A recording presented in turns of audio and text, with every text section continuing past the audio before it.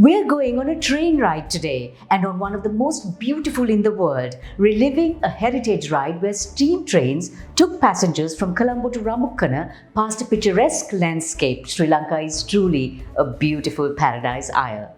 Welcome to Prime Group Kaleidoscope with me, Savithri Rodrigo.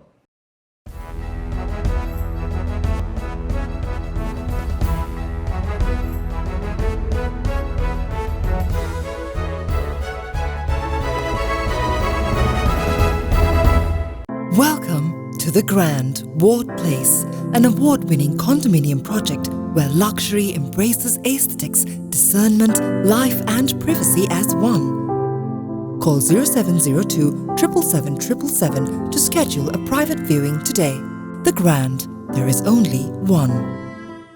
Is corruption alone responsible for our crisis? The status of the shipping industry, a passionate young baker, Dracula anniversaries and some economic snippets in market news. Did you know you can open a digital fixed deposit with just 5,000 rupees? Open a CDB iDeposit digital fixed deposit today. CDB, your friend. Do check us out, subscribe and follow us on Facebook, YouTube, Instagram and LinkedIn. Welcoming all of you with warmth and care. Commercial Bank. Our interest is in you. It's time for a quick look at our week on Commercial Bank Snapshot. Sri Lanka's overall rate of inflation as of May 2022 is at 39.1% year-on-year, with food inflation sky high at 57.4%. Despite the 80% rupee depreciation, April remittances plunged by 52% to $249 million. Sri Lanka will be reverting to the 2019 tax regime to recoup at least 300 billion rupees of revenue lost over the past 2 years. Value-added tax increased from 8% to 12%, with the annual threshold reduced to 120 million rupees from 300 million. Telecom levy is up to 15% from 11.25%. The return of a 5% withholding tax with income and corporate taxes revised upwards are some of the measures introduced to increase government revenue. Sri Lanka wants farmers to plant more rice to avert a severe food shortage in the aftermath of a 50% drop in production. Our guest on Kaleidoscope 2 weeks ago, Rohan Pethiagoda, becomes the first Sri Lankan to be awarded the Linnean Medal. The largest plant on earth, a seagrass roughly 3 times the size of Manhattan, has been discovered in Australia. It's over 4,500 years old, spreading 200 square kilometers. The Intrepid, the world's largest bottle of whiskey standing at 5 feet 11 inches, has sold for $1.4 million. Welcoming all of you with warmth and care. Commercial Bank. Our interest is in you.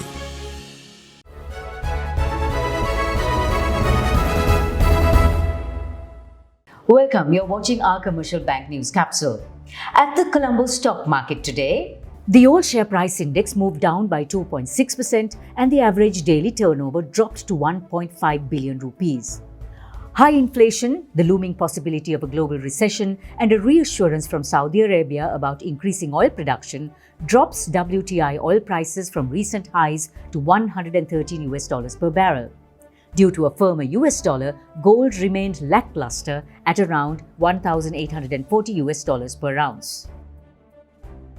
The Colombo port's status as a regional transshipment hub in the Asian region has also seen some significant competition emerge from competitive ports.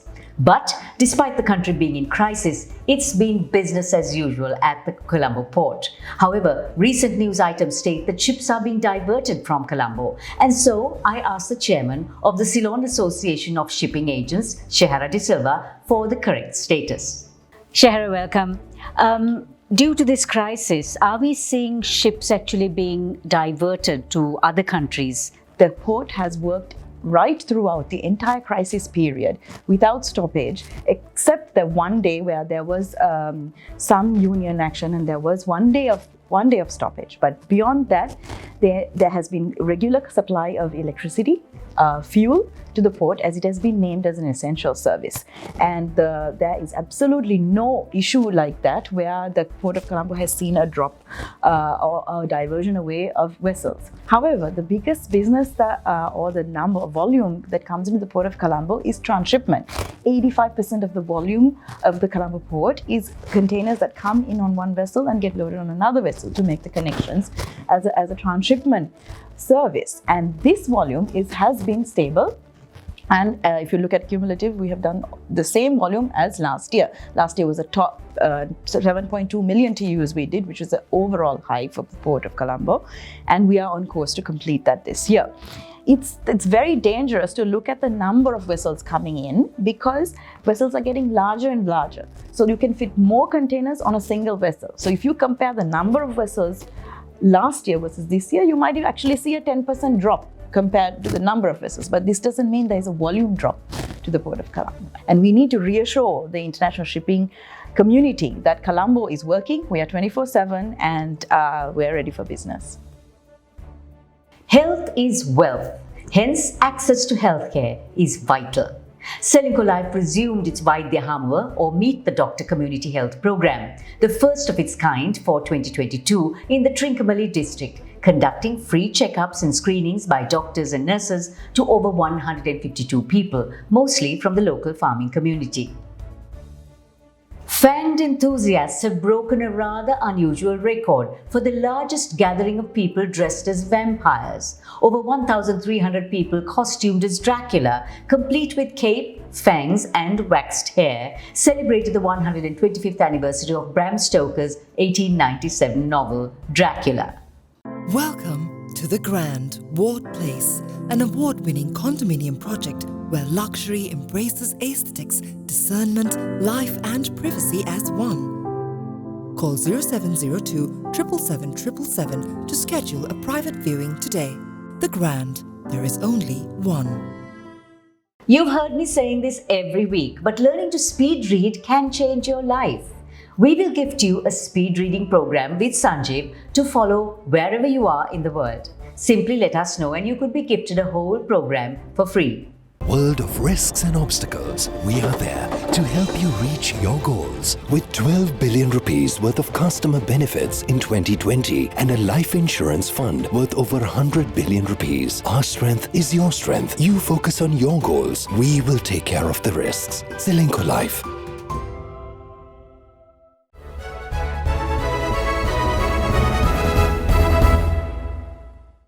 In the last few weeks, we have been having continuous discussions about Sri Lanka's crisis. And for those Sri Lankans living abroad, the situation they see can be quite dumbfounding. They've never seen their country like this. So what is the root of the problem? Is it corruption alone that brought us here? With us today is Professor Nimanthi Pereira Rajasingham, an associate professor at Colgate University with research and teaching interests in women and gender studies, globalization and transnational studies, ethnic studies, and Marxism. She's of mixed parentage and having been through the war, she sees much deeper issues in Sri Lanka than the corruption alone that has brought the country to its knees. She joins us from New York today. Welcome, Nimanthi, and thank you so much for joining us on Srilanka Life Let's Talk. Now, you have an interesting theory that the crisis we have today is not just about corruption. What, aside from corruption, do you believe are the primary causes of Sri Lanka's economic crisis? So obviously corruption, I'm not dismissing it, right? It's a big thing. It's a huge problem and it has to be dealt with clearly. There's been a long period where we've given up on anything called economic independence and thought that integrating into the global marketplace and will resolve our problems. And here we are, right? In greater and greater debt.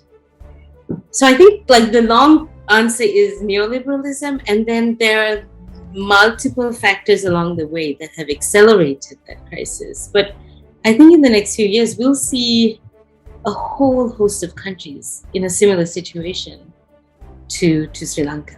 So if you put the causes for this economic crisis in a nutshell, what would they be? It's this belief, right, that being more and more exposed to global markets without any regulations will solve our problems. And it's a belief that we don't need to have any kind of financial self-sufficiency in anything, right? That this import-export economy will manage things for us. It's that belief. I think that's the problem. What do you feel should be our primary focus in the process of resolving this crisis? The economic crisis is a political crisis, right?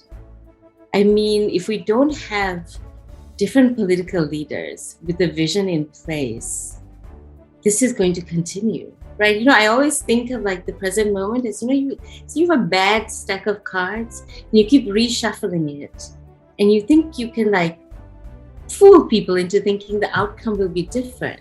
We have to have different leadership, right? We have to think of people who participated in these mass protests, who've tried to think about different answers through conversations, either at golfes or different, spaces, and really try to think of new ways of answering this question. Because right now, clearly the members of parliament don't have answers. How do you rethink the economy so we don't continue on the same trajectory of greater and greater debt? So when you were here in Sri Lanka, you spent some time at Gota Gogama and felt the power of the protest, like you said, the power of collective action. Do you think the protesters will get what they want? The protest is not just like, here we are saying Rajapaksa go, Gotabaya go, we need new leadership. That's part of it, right? But for me, the other part of it is it's kind of a laboratory for thinking about democracy, right? It's a space where people are, they've set up libraries, they're thinking about knowledge, they've set up like the artists come together. I went to a whole bunch of theater performances there, right? And what's beautiful is they're having conversations about what does democracy really look like. And that is the space for democracy, not our elected officials. So with the way the situation is currently escalating, there doesn't seem to be any solution in sight. What do you see for the future of Sri Lanka? The larger political picture looks very negative to me, unless something radically changes, right? But we can ask ourselves, okay, that's there and we want to change that. But meanwhile, what are these ways we can think for ourselves about surviving? And I think that's essential. And the protests will continue until the goals are met, I'm sure. But what has come out of it, like you said, is that sense of mutual sharing, supporting one another, and most of all, a conversation about democracy, a most important imperative in a burgeoning democracy like Sri Lanka. Thank you, Nimanthi, for adding some clarity into the larger picture.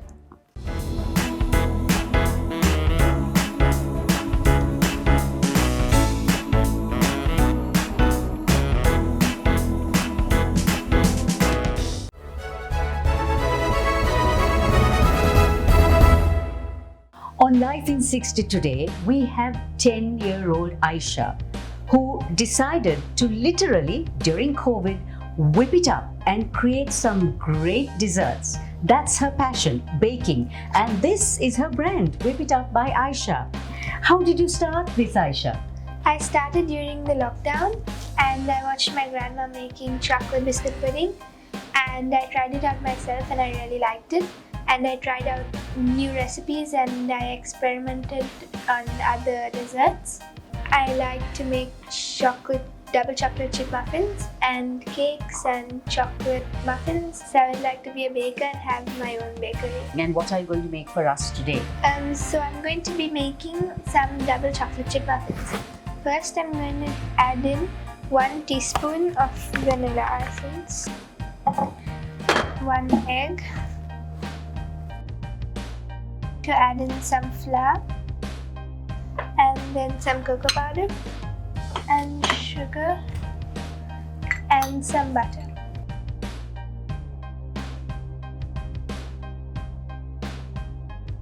I usually bake it for about 10 to 15 minutes and the muffins are ready. And Aisha doesn't just whip yummy things up. She also donates 10% of this pocket money to needy students. Don't squash your travel bug. Take inspiration from our train journey today, keeping our Kaleidoscope takeaway with you. The journey of 1,000 miles begins with a single step.